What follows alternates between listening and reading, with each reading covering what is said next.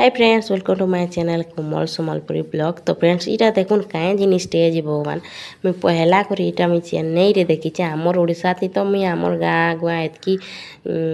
पल्हा जोगी लटा बाची जाइए जिनिसटा नहीं देखी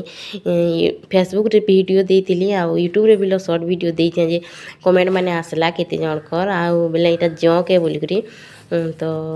जँ के बोलिक गोटे जुड़े गोटे दुईटा कमेंट तेली सांपे दीदी बोलिक भी लगे। तो हाँ देखुन इटा सांप लेखे रंगुची और जंक तो एंता ना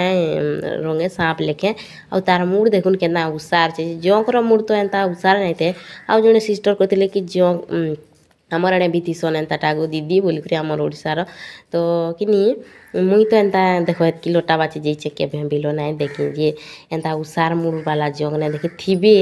थिबे भेल केनाल फाल के थिबे लेकिन ये तो पूरा सांप लेखे रंगुची आ जंक तो पूरा सुखा मोटे एंता सांप लेखे नहीं रंगी पारे